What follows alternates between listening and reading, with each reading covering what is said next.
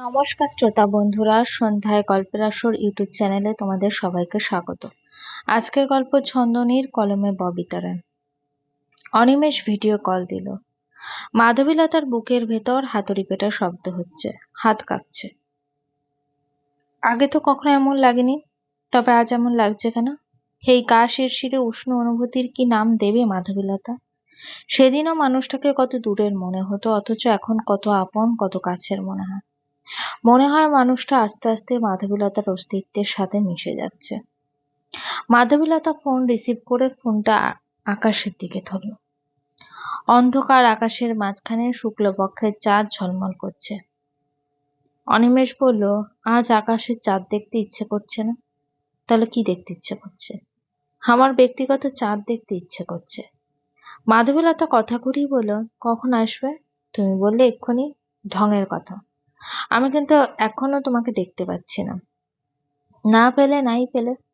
মাধবীলতা মাধবীলতা ঠাট্টা করে বলল, বলো অনিমেষদা, ভালোবাসি। মাধবীলতা ফিসফিস করে বলল, কাকে? অনিমেষ বুকের হাত রেখে দু চোখ বুজে কারো কণ্ঠে বলল, চাঁদকে। কোন চাঁদ জিজ্ঞেস করার ইচ্ছে থাকলেও সাহস পেল না মাধবীলতা। মাধবীলতা ফোনটা মুখের সামনে ধরতেই অনিমেষের পূর্ণ দৃষ্টি মেলে তাকালো। অনিমেষের জাদুকারী দু চোখে ঘোর মোহমুগ্ধতা। মাধবীলতা অনিমেষের চোখে বেশিক্ষণ চোখ রাখতে পারল না। ওর সমস্ত শরীর হৈমন্তের ধান পাতার মতো তিত্তির করে কাঁপছে। মনটা খুব অশান্ত। অনিমেষের কণ্ঠে আবেগ ঢেলে গুনগুনিয়ে কয়েকটা লাইন গাইল। তুমি চাঁদের জ্যোৎস্না নাও, তুমি ফুলের উপমা নাও, নও কোনো পাহাড়ি ঝর্ণা, আয়না তুমি হৃদয়ের আয়না। অনিমেষের গান গাওয়া শেষ হতেই মাধবীলতা লাজুক কণ্ঠে বলল, ফোন রাখি। মা ডাকছে। ডাকুক। এই। অনিমেষের ঘোর কাটতেই মাথা চুলকে হেসে ফেলল। বলল, আচ্ছা এখন ফোন রেখে দাও, খুব শীঘ্রই দেখা হবে। আমি অপেক্ষায় থাকবো। রঞ্জিত কমিউনিটি সেন্টারে দেখে মাধবীলতাকে হেসে ফেলল। ইশারায় কাছে ডেকে ফিসফিস করে বলল, কিরে তুই এখনো যাসনি? রঞ্জিত ভ্রু কুচকে বলল, কোথায় যাব? মাধবীলতা ঠোঁট টিপে নিচু কণ্ঠে বলল, কেন তোর বউকে নিয়ে হানিমুনে? রঞ্জিত রেগে গেল, কড়া কণ্ঠে বলল, তুই কি ভাবিস আমাকে ভুলে যাস না? আমি তোর বড়দাদা। খবরদার আমার সাথে এরকম ইয়ার্কি করার চেষ্টা করবি না। আমার কি মাথা খারাপ? তোর মতো পাগলাটে দাদার সাথে আমি ইয়ার্কি করবো? এই, তুই কি আমাকে পাগল বললি নাকি? আস্তে দাদা, লোকে শুনবে। তুই এত রকচটা কেন রে? ফল পেতেই রেগে আগুন হয়ে যাস। বৌদি তোর সাথে থাকে কিভাবে? তোর বিয়েতে আসাই ভুল হয়েছে আমার। তো চলে যা। তুই কি আজও আমার সাথে ঝগড়া করবি মাধবী? ইচ্ছে তো করছে। রঞ্জিত রাগ দেগিয়েও হেসে ফেলল। বোনের মাথায় আলতো হাতে চারটি মেরে বলল, পাগল একটা। সোজা হয়ে দাঁড়া, তোর সাথে দুটো ছবি তুলি। এই শম্পা, এদিকে আসো। আমাদের ভাই বোনের কয়েকটা সুন্দর ছবি তুলে দাও তো। বাইরে হইচই পড়ে গেছে। মাধবীলতার বর ঘোড়ায় চড়ে বিয়ে করতে এসেছে। ঘোড়ার গায়ে সুন্দর সাজ পোশাক, গলায় পদ্ম ফুলের মালা, রং বেরঙের কাঁচা ফুল দিয়ে খুব সুন্দর সাজিয়ে একটা পালকির সাথে এনেছে। শোনা যাচ্ছে এই পালকিতে করেই নাকি নতুন বউ শ্বশুর বাড়ি যাবে। পালকির পিছনে বাঁশগাড়িতে বরযাত্রী এসেছে, সাথে ব্যান্ড পার্টি নিয়ে এসেছে। বিভিন্ন বাদ্যযন্ত্র বাজি মুহূর্তেই উৎসব মুখর পরিবেশ সৃষ্টি করে ফেলল। সবাই খুব আগ্রহ নিয়ে দেখছে। অনিমেষকে বরণ করে স্টেজে বসিয়ে দেওয়া হলো। সবাই বরকে ঘিরে বসে আছে। ক্যামেরাম্যান বিভিন্ন স্টাইলে বরের ছবি তুলল। ক্যামেরাম্যান বর বউকে একসাথে কাপল ছবি তোলার কথা বলল। অনিমেষ রাজি হয়নি। বলেছে, আপাতত সিঙ্গেল ছবি তুলুন, একসাথে বিয়ের পর ছবি তুলব। বিয়ের লগ্ন বলে যাচ্ছে, পুরোহিত মশাই তাড়া করছে। বিয়ের প্রাথমিক নিয়ম রীতি মানার পর শুভদৃষ্টির জন্য মাধবীলতাকে আলপনা দেওয়া পিঁড়িতে বসিয়ে পান পাতা দিয়ে মুখ ঢেকে ছাদনার তলায় আনা হবে। অনিমেষ দাঁড়িয়েছিল। মাধবীলতাকে অনিমেষ চারপাশ দিয়ে ঘুরিয়ে সামনে এনে পান পাতা মুখ থেকে সরাতে বলল।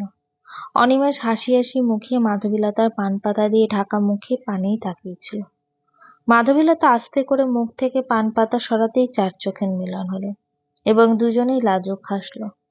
অনিমেষের চোখের পলক পড়েনি, তবে মাধবীলতার খুব লজ্জা লাগছে। শুভ দৃষ্টির পরেই মালা বদল হলো। তারপর দুজনকে মুখোমুখি বসিয়ে দেওয়া হলো। মাধবীলতার বাবা কন্যা সম্প্রদান করলো। তারপর ঘটের উপর গামছা দিয়ে দুজনে হাত বাঁধা হলো। অনিমেষের হাতের ওপর মাধবীলতার হাত। মাধবীলতার হাতের ওপর পুরোহিত মশাই গামছা দিয়ে ঢেকে দিতে অনিমেষ মাধবীলতার হাত চেপে ধরল। মাধবীলতা কেঁপে উঠল। পুরোহিত মশাই মন্ত্র পাঠ করছে। অনিমেষ বিড়বিড় করে মন্ত্র বলছে আর এক মনে মাধবীলতার হাতে উল্টো পিঠ আঁকিবুকি করছে। অনিমেষের চোখ দুটো ঘুরে ফিরে মাধবীলতার মুখের দিকে চেয়ে আছে। মাধবীলতার খুব অস্থির লাগছে, অনেক চেষ্টা করেও স্বাভাবিক থাকতে পারছে না। অনেকক্ষণ একভাবে হাত রাখার কারণে হাতটা লেগে এসেছে। ওদের হাতের ওপর থেকে গামছা সরিয়ে দেওয়ার আগেই অনিমেষ স্বাভাবিকভাবে মাধবীলতার হাত ধরে রাখল। সাজো বিয়ের পর্ব শেষ হতেই নতুন বরকনেকে আশীর্বাদ করে মাধবীলতাদের বাড়ি নিয়ে যাওয়া হলো। অনিমেষের সাথে আসা সব বরযাত্রী বিয়ে দেখে খেয়ে দিয়ে চলে গেছে। অনিমেষের খুব ঘনিষ্ঠ আত্মীয় 8-10 জন আছে শুধু।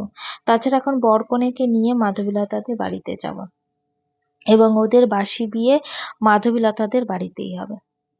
ওরা সবাই কমিউনিটি সেন্টার থেকে খেয়ে বাড়ি ফিরছে। অনিমেষ মাধবীলতার জন্য মাধবীলতার ঘরে ফ্লোরে বিছানা পাতা হলো। আজ ওরা দুজন নিয়ম অনুযায়ী নিচেই ঘুমাবে। মাধবীলতার ঘরে এসে স্নান করতেই বাথরুমে ঢুকল। অনিমেষ মাধবীলতার ঘরে খাটে হেলান দিয়ে বসে আছে। শম্পা ফ্লাক্স ভর্তি চা নিয়ে এলো। টি টেবিলের ওপর চায়ের ফ্লাক্স নামিয়ে রেখে কাপ ঢেলে অনিমেষকে চা দিল।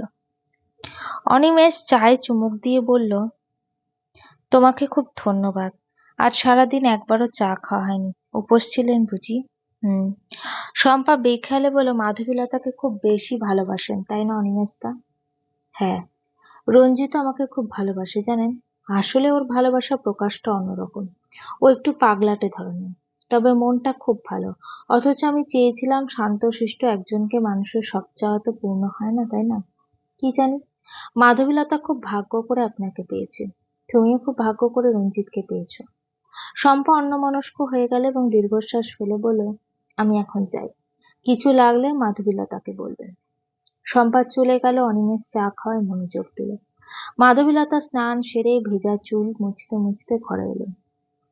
অনিমেষকে চা খেতে দেখে বলল, বৌদি এসেছিল নাকি? তোমাকে কিছু বলেছে? হ্যাঁ, কি বলেছে?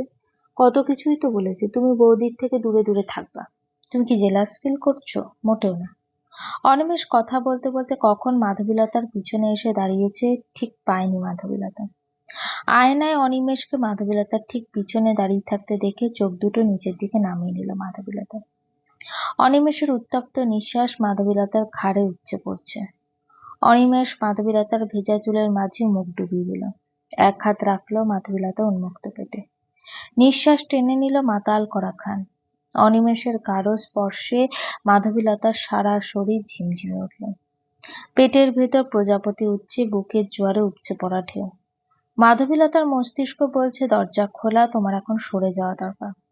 কেউ এই অবস্থায় দেখে ফেললে লজ্জার শেষ থাকবে না। মন খুব বিদ্রোহ করছে। অনিমেষের বুকে মাধবীলতার পিঠ লেগে আছে। এখন এই মানুষটার কাছ থেকে তিল পরিমাণ সরতে ইচ্ছে করছে না। অনিমেষ মাধবীলতা নিজের দিকে ঘুরিয়ে নিল, কপালের বাঁকা টিপটা ঠিক করে পরিয়ে দিল। তারপর মাধবীলতার গালে হাত রাখল, কপালে কপাল ঠেকিয়ে চোখে চোখ রাখল। দুজন দুজনের দিকে পলকহীনভাবে চেয়ে রইল। অনিমেষ মাধবীলতার কপালে ভালোবাসার উষ্ণ পরশ বুলিয়ে দিতেই মাধবীলতার চোখ যেন লজ্জায় দুহাত মুখে ঢেকে ফেলল। অনিমেষ মাথা চুলকে হেসে ফেলল। ভোরের আলো ফুটেছে, পাখির কিচিরমিচির শব্দে অনিমেষের ঘুম ভেঙে গেল। মাধবীলতা গুটিসুটি মেরে ঘুমিয়ে আছে। কপালে ছড়িয়ে ছিটিয়ে থাকা এলোমেলো চুলে মুখ ঢাকা। অনিমেষ মাধবীলতার দিকে ঝুঁকে আলতো হাতে কপালের চুলগুলো কানের পিঠে গুজে দিল। অনিমেষের গরম নিঃশ্বাস মাধবীলতার চোখে মুখে উপচে পড়ছে। মাধবীলতার চোখ মেলে তাকালো অনিমেষ। অনিমেষ চট করে মাধবীলতার ঠোঁটে চুমু এঁকে দিল। মাধবীলতার ঘুমের রেশ ছুটে গেল। চোখ বড় বড় করে তাকালো অনিমেষের মুখের দিকে। অনিমেষ এক চোখ টিপে হেসে ফেলল। মাধবীলতা উঠে বসলো। অনেক রাতে স্নান করে ভেজা চুলে ঘুমানোর ফলে মাথা ভারবার লাগছে। আলসেমি না করে চুলগুলো শুকিয়ে তারপর ঘুমানো উচিত ছিল। অনিমেষ মাধবীলতার গা ঘেঁষে বসলো। এই ঘরে কাউকে আসতে দেখলে মাধবীলতা সরে বসলো। অনিমেষও মাধবীলতার দিক থেকে সরে বসলো। মাধবীলতা অনিমেষের পেটে চিমটি কাটতে আহ বলে চেঁচিয়ে উঠল। দুজন মহিলা এগিয়ে এসে বলল, কি হয়েছে? নতুন জামাই এত সাত সকালে চিৎকার করছো কেন? গল্পটি কেমন লাগলো অবশ্যই আমাকে কমেন্ট করে জানিও, আর আমার চ্যানেলের গল্পগুলো যদি তোমাদের ভালো লেগে থাকে চ্যানেলটিকে সাবস্ক্রাইব করে পাশে থেকো।